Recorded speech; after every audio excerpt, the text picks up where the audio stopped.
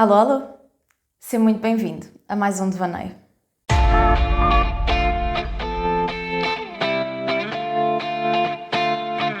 Daniel Kahneman, o autor de um dos best-sellers, Pensar Rápido e Devagar. Ele apresenta dois sistemas de pensamento, onde o sistema número 1 se foca em tudo o que são processos mais rápidos, que não exigem tanto do nosso esforço e acabam por ser processos um bocadinho mais automáticos. E o sistema número 2, que é o sistema responsável pelo processo quase de interpretação do mundo, que fica responsável por todas aquelas coisas que exigem um maior esforço em termos de pensamento. E eles dão aqui alguns exemplos, como por exemplo, se perguntarem 2 mais 2, a resposta é imediata e, portanto, isto é o sistema 1 em funcionamento. E se perguntarem se preferias uma coisa ou outra, então aqui, à partida, acabas por recorrer um pouco mais ao exercício do raciocínio para conseguir chegar a uma resposta. E, portanto, aqui fica emprego o sistema 2. E ele, juntamente com outras equipas, acabou por fazer uma série de estudos. E um dos estudos que me chamou particularmente a atenção foi de determinarem que quando nós temos o sistema 2 envolvido num determinado processo cognitivo, o esforço que está ali alocado naturalmente não pode ser alocado a mais local nenhum. E por isso, um dos estudos, inclusivamente, que eles fizeram foi de colocar participantes a verem um filme e a pedirem para segurar as suas emoções, portanto, para não demonstrarem qualquer tipo de emoção relacionada àquilo que estavam a observar. E depois do filme, davam-lhes 2 opções alimentares. Vamos dizer que uma seria mais saudável e uma não tanto. E para os participantes que foram pedidos que não demonstrassem essa emoção, eles escolheriam sempre a opção menos saudável. E isto o que demonstra então é que, primeiro, nós não conseguimos controlar tudo, ok? E isto acaba por ser algo já um tanto ou quanto clichê, não é? Nós todos ouvimos, especialmente quando temos muita coisa a acontecer em simultâneo e algo falha, a primeira coisa que surge é, pronto, olha, nós não chegamos a todo lado, não é possível controlar tudo. É um facto, mas isto demonstra isso de uma perspectiva um tanto ou quanto diferente. Que é, mesmo dentro de nós não conseguimos controlar tudo. Se eu escolho, ou se eu me sinto, se eu me vejo de certo modo forçada, não é? A gerir determinadas coisas que requerem um esforço cognitivo da minha parte, então é normal que para outras opções esse esforço não esteja disponível. E uma das perguntas que me surgiu aqui foi, ok, onde é que a liberdade entra no meio desta brincadeira toda? Porque nós, quando nos apresentamos ao mundo, acabamos sempre por exercer um determinado nível de controle, de autocontrole. Nós só pomos cá para fora aquilo que nós queremos que as pessoas vejam.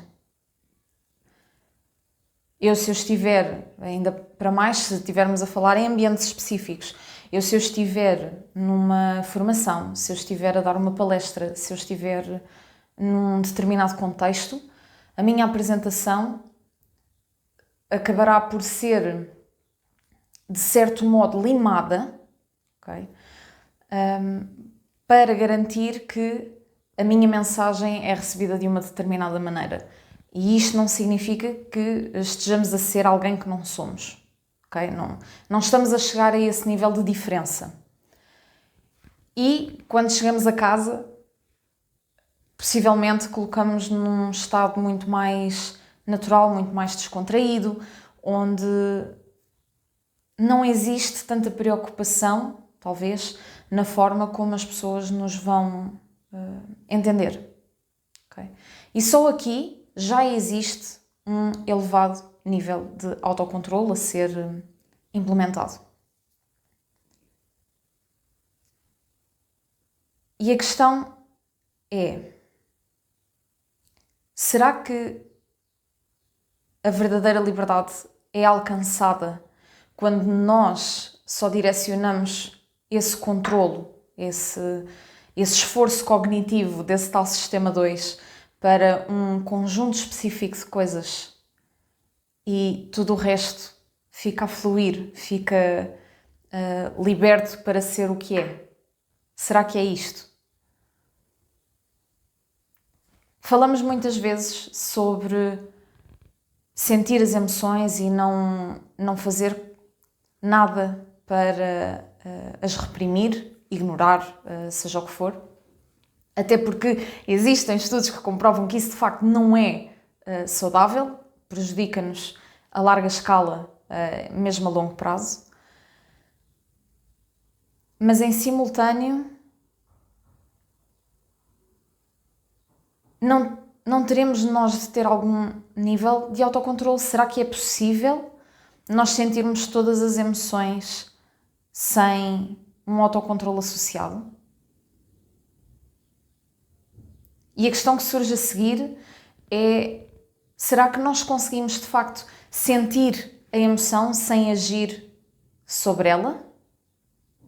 Porque muitas vezes a dificuldade entra aqui. Naquela pseudo-tentativa de definição de emoções boas ou más, que de facto não existem. Aquilo que existe é o comportamento associado àquela emoção.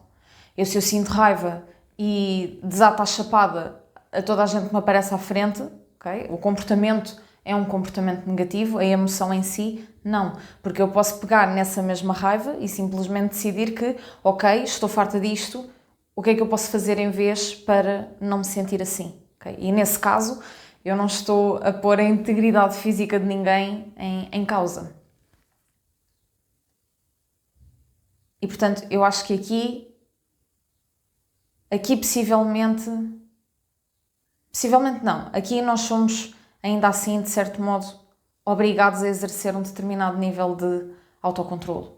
Agora, será que é possível nós sentirmos as emoções na sua totalidade sem exercer algo com elas?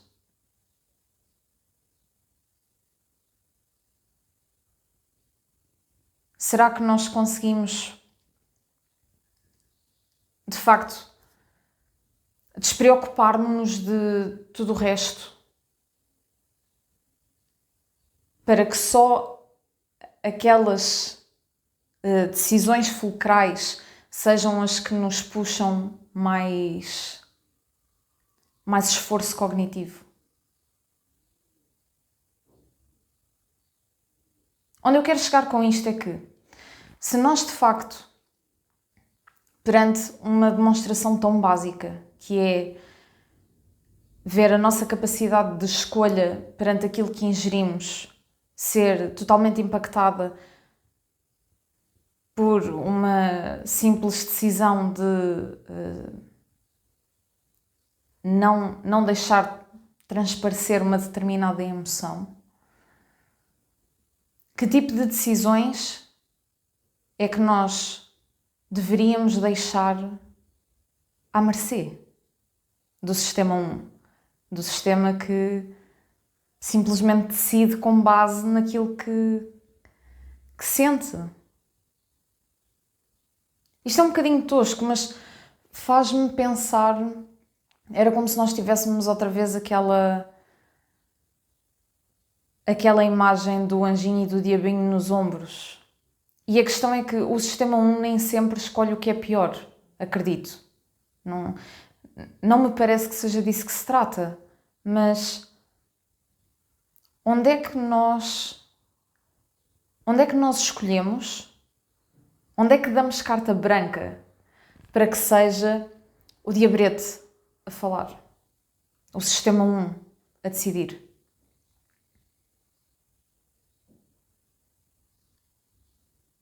Porque se nós tivermos que pensar constantemente em pôr o esforço, a maneira como eu vejo isto é que era como se nós tivéssemos um boião de atenção disponível.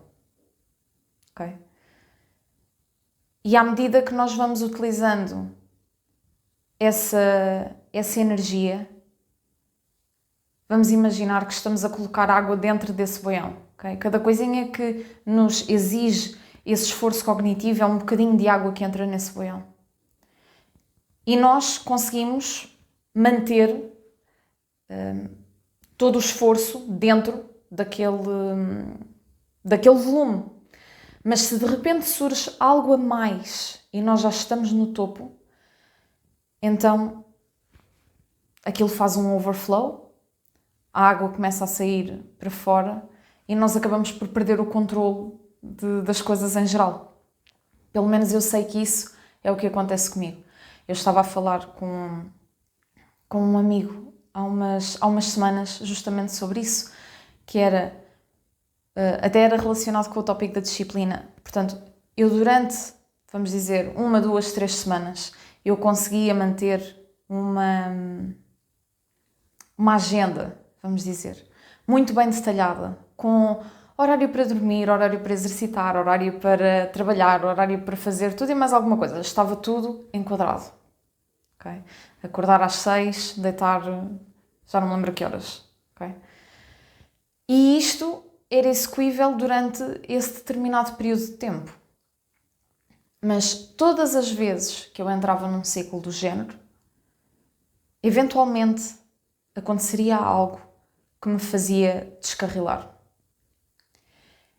E eu nunca consegui perceber muito bem o porquê, mas acredito que esta teoria de Kahneman me faça perceber um bocadinho melhor. Porque se eu de repente estou a tentar controlar tudo daquilo que faço, é literalmente isto, tentar controlar absolutamente tudo, então basta surgir mais uma coisa. E é a gota d'água que faz disparar tudo o resto. E por isso, quais é que são as coisas que nós podemos dar a mão do controle? O que é que pode ser... O que é que pode simplesmente fluir? E eu não sei. Porque a sensação que tenho é que, de um modo ou outro, todas as coisas que nós simplesmente deixarmos fluir podem ter potencialmente algum tipo de consequência. Mas depois também é daquelas coisas, se nós nos sentirmos ok, se aceitarmos a consequência que advém daí, então não existe propriamente um problema. Está resolvido. Mas como identificar essas coisas? Porque muitas vezes, e pegando mesmo nestas tarefas, pseudo-tarefas diárias, se não controlarmos o sono, é muito fácil descambar, ficamos exaustos, andamos com os horários todos trocados e às tantas parece que mesmo o nível de energia vai por água abaixo. Se deixarmos fluir com a alimentação, por exemplo, eu adoro comer e sei que possivelmente... É dizer, também vamos ser honestos, é capaz de não ser propriamente a área que eu controlo mais. Eu opto por comer as coisas que gosto e pronto. Mas, não, sabes que mais? Isto nem sequer é um bom exemplo, honestamente. Pronto, está aí. Uma das coisas que podes deixar fluir é a alimentação. Sei lá. Não sei. Acho que é daquelas coisas. Também se isto não fosse um devaneio de literalmente pensar alto, também não seria normal. Mas acredito que há mais coisas. E então, do tema das emoções, acho que me faz todo o sentido. Acho que é mesmo daquelas coisas que emoções é que devem simplesmente fluir e que outras é que nós devemos exercer algum tipo de controle sobre. A questão é que nós não controlamos as emoções. Nós só controlamos o nosso comportamento sobre as emoções.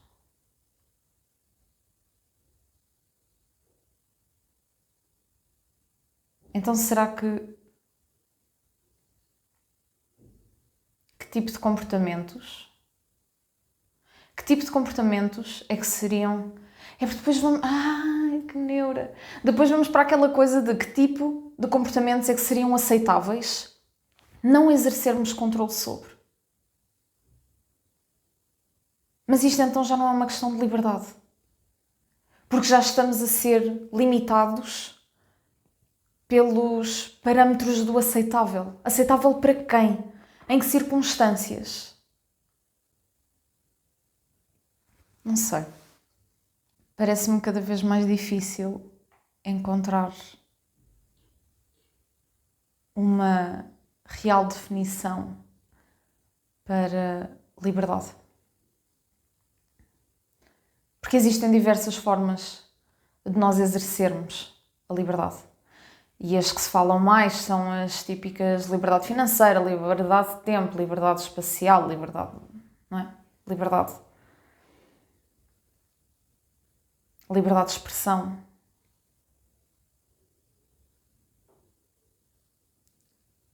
Mas a liberdade é muito mais do que isso. Será que nós conseguimos ser totalmente livres sem estarmos confinados a qualquer limite? Está-me a parecer que não. Porque senão não havia aquele célebre ditado de a minha liberdade termina quando a do outro começa. Isto é um limite.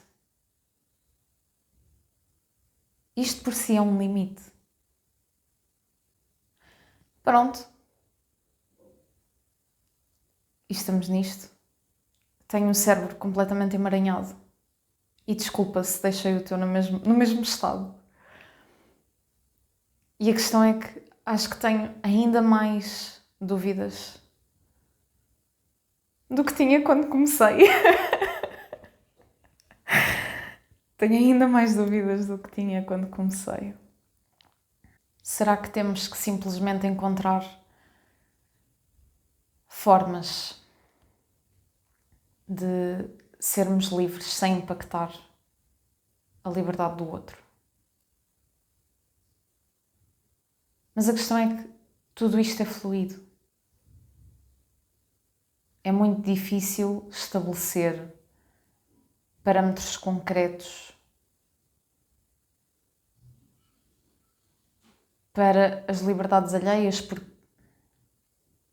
aquilo que potencialmente poderiam ser os meus limites para com a minha liberdade podem não ser os mesmos limites que tu tens para a tua liberdade. Não sei. Não sei. Será que, tal e qual como a conta dos 2 mais 2, será que nós conseguimos pegar noutras coisas quaisquer e através da prática tornar isso automático e já não ser necessário esse esforço? Cada vez mais fico com a sensação de que aquilo que eu ouvia há anos atrás de ter uma mente utópica parece-me cada vez mais real. Se calhar é só mesmo disso que se trata. Se calhar a liberdade é apenas uma realidade utópica. Se calhar nós somos apenas livres em determinados momentos. Se calhar somos apenas livres condicionalmente, se calhar. Se calhar não somos totalmente livres.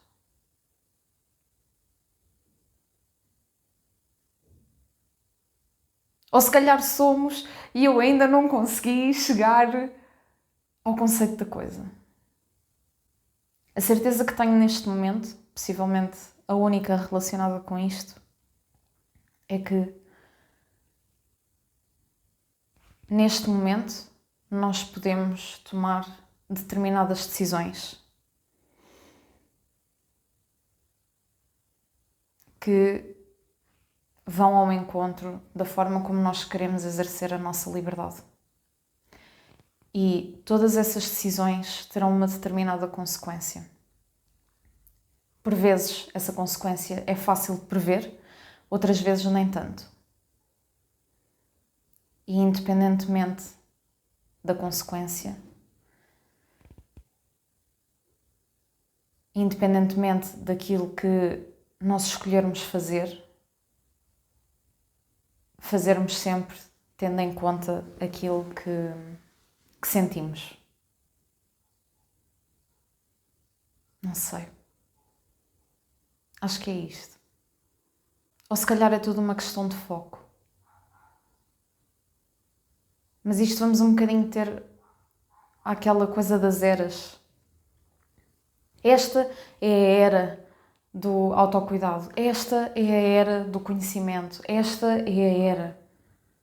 Será que nós não podemos ter apenas um bocadinho dessas eras em todas as eras? Será que não podemos ter um crescimento contínuo no conhecimento, um crescimento contínuo no autocuidado, um crescimento contínuo na forma como nos relacionamos com os outros? Um crescimento contínuo com a nossa relação connosco próprios. Independentemente daquilo que anseias mais neste momento, escolhe consoante aquilo que acreditas ser o melhor. Genuinamente. E que seja o melhor para ti. Talvez essa seja a definição da liberdade. É nós conseguirmos escolher todos os dias aquilo que nos faz mais sentido. E viver sem arrependimentos.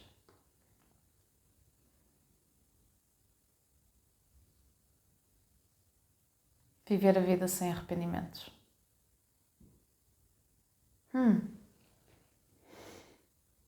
Será a liberdade viver uma vida sem arrependimentos?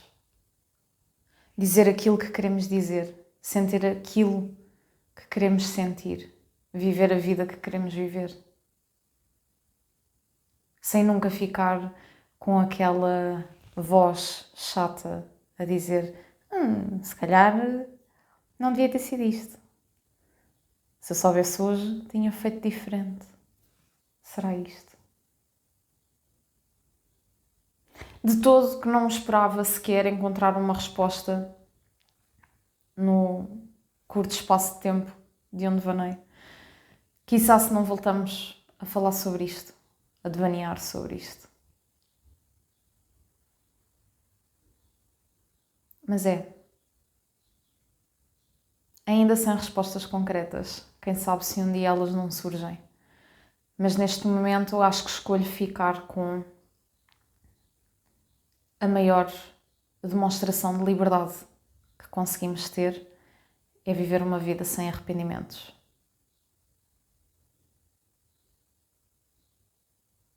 Diz o que queres dizer.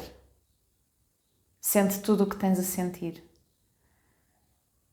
Faz tudo aquilo que te estiver a gerar aquele bichinho. Vai e faz.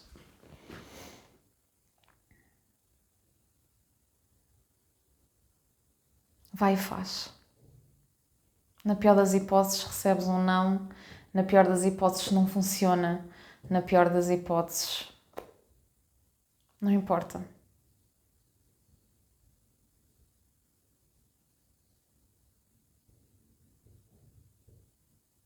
Viver sem arrependimentos.